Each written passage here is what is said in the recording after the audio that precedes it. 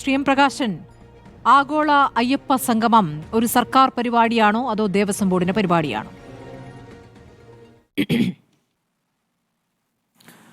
അക്കാര്യം സംബന്ധിച്ച് ബഹുമാനപ്പെട്ട കേരള മുഖ്യമന്ത്രി തന്നെ കാര്യങ്ങൾ വ്യക്തമാക്കിയിട്ടുണ്ട്. ഇത് ഗവൺമെന്റ് നിശ്ചയിച്ച ഒരു പരിപാടിയല്ല, ഇത് ദേവസ്വം ബോർഡ് തീരുമാനിച്ചൊരു പരിപാടിയാണ്. അതേവസരം നിങ്ങളെല്ലാം പറയുന്നത് പോലെ ഇതിപ്പോൾ തെരഞ്ഞെടുപ്പിന് തൊട്ട് മുമ്പേ തീരുമാനിക്കപ്പെട്ട ഒരു പരിപാടിയല്ല. ഇത് ദേവസ്വം ബോർഡിൻ്റെ 75ാം വാർഷികത്തിൻ്റെ ഭാഗമായി ഒരു വർഷത്തിന് മുമ്പ് തീരുമാനിക്കപ്പെട്ടതാണ്. അതിൻ്റെ മറ്റ് പരിപാടികൾ നടന്നുകൊണ്ടിരിക്കുകയാണ്. അതിലേക്ക് തിരുവിതാംകൂർ ദേവസ്വം ബോർഡ് നമുക്കെല്ലാവർക്കും അറിയാവുന്ന പോലെ ശബരിമലയുടെ മാനേജ്മെൻറ്റ് നടത്തുന്നൊരു സ്ഥാപനമാണ്.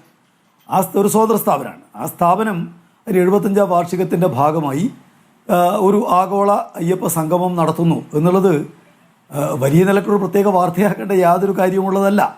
ഇവിടെ നമുക്ക് കാണാൻ വേണ്ടി കഴിയും, ഈ കേന്ദ്രത്തിൽ ധാരാളമായിട്ട് അന്യ സംസ്ഥാനങ്ങളിൽ നിന്നും ഇതിന് അന്യ രാജ്യത്ത് നിന്ന് പോലും ആളുകൾ വരികയാണ്. അവിടെയാണെങ്കിൽ ഈ കഴിഞ്ഞ വർഷമുള്ള ഒരു നില പരിശോധിക്കുമ്പോൾ നമ്മൾ ശബരിമലയുമായി ബന്ധപ്പെട്ടുകൊണ്ട് അതിൽ ആളുകൾക്ക് കടക്കാനാവുന്നില്ല, തിരക്ക് എന്നിത്യാദി കാര്യങ്ങളെല്ലാം നേരത്തെ ഗൗരവമായി ചർച്ച ചെയ്തതാണ്.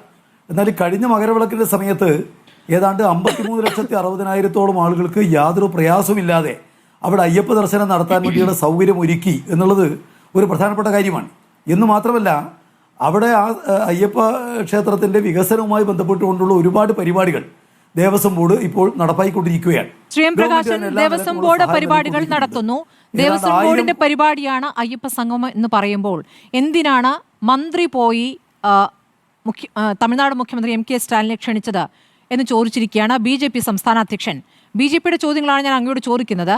ഇതിൽ പറയുന്നത് നിങ്ങൾ രാഷ്ട്രീയ നേട്ടത്തിന് വേണ്ടിയുള്ള ശ്രമം നടത്തുന്നു, രാഷ്ട്രീയ പരിപാടിയായിട്ടാണ് ഇത് നടത്തുന്നത്. അതിൻ്റെ ഭാഗമായിട്ട് മുഖ്യമന്ത്രി ഇവിടെ നിന്നും മന്ത്രി പോയി തമിഴ്നാട് മുഖ്യമന്ത്രിയെ ക്ഷണിക്കുന്നു എന്നുള്ളതാണ്. ദേവസ്വം ബോർഡ് പരിപാടിയാണെങ്കിൽ ദേവസ്വം ബോർഡ് പ്രസിഡന്റ് പോയാൽ പോരെ എന്നുള്ളതാണ് ചോദ്യം. അതിന് മറുപടിയുണ്ടോ? ഇവിടെ BJPക്കാർ അത്തരമൊരു ചോദ്യം ചോദിക്കുന്നു എന്നുള്ളത് വിചിത്രമായൊരു സംഗതി തന്നെയാണ്. മതത്തെ എല്ലാ നിലക്കും ഉപയോഗിച്ച്, മതവികാരത്തെ ഉപയോഗിച്ചുകൊണ്ട് അധികാര കസേര നേടിയെടുത്ത് അത് പിടിച്ചു നിൽക്കാൻ എല്ലാ നിലയിലുമുള്ള മതവികാരം ഉണർത്തുന്ന, ജനങ്ങളെ ഭിന്നിപ്പിക്കുന്ന നടപടികൾ സ്വീകരിക്കുന്ന BJPക്ക് അത്തരമൊരു ചോദ്യം ഉന്നയിക്കാനുള്ള അവകാശം പോലുമില്ല എന്നുള്ളത് വളരെ വ്യക്തമാണ്. അവരുടെ കയ്യിൽ ഏറ്റവും പ്രധാനപ്പെട്ട കരുവാണല്ലോ മതം. ജനങ്ങളുടെ വിശ്വാസത്തെ ചൂഷണം ചെയ്തുകൊണ്ടും തെറ്റിദ്ധരിപ്പിച്ചുകൊണ്ടുമാണല്ലോ നരേന്ദ്രമോദി അധികാരത്തിൽ വന്നതും ഇന്ന് രാജ്യത്തിൻ്റെ പല ഭാഗങ്ങളിലും അവർ അധികാരത്തെ തുടരുന്നു. അതുകൊണ്ട് BJPയുടെ ചോദ്യത്തെ ആ നിലക്ക് പരിഗണിക്കേണ്ട കാര്യമേ ഉള്ളൂ.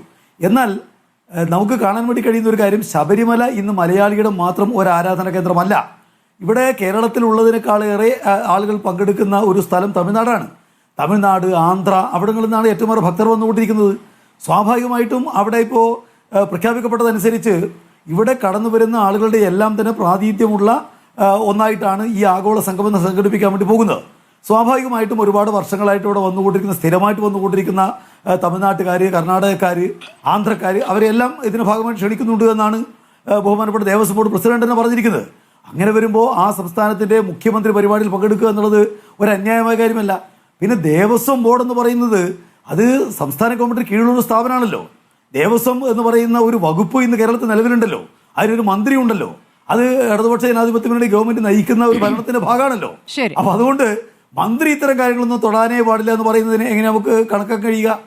ഇവിടെ ഗവൺമെന്റ് ഇതിനെല്ലാം സഹായം നൽകുന്നു. ആ നിലക്ക് ഈ പറയുന്ന പോലെ മറ്റു മുഖ്യമന്ത്രി ഉൾപ്പെടെയുള്ള ആളുകളെ ക്ഷണിക്കുന്നതിന് സ്വാഭാവികമായിട്ട് മന്ത്രിമാരെ ക്ഷണിക്കാൻ ഗവൺമെന്റിനാണല്ലോ ഏറ്റവും പ്രധാനപ്പെട്ട ഉത്തരവാദിത്വം. അത് ക്ഷണിക്കുന്നതിൽ എന്തെങ്കിലും അന്യായമായിട്ടോ അല്ലെങ്കിൽ അസംഗതമായിട്ടോ യാതൊന്നും ഉണ്ട് എന്ന് കാണാൻ വേണ്ടി കഴിയില്ല.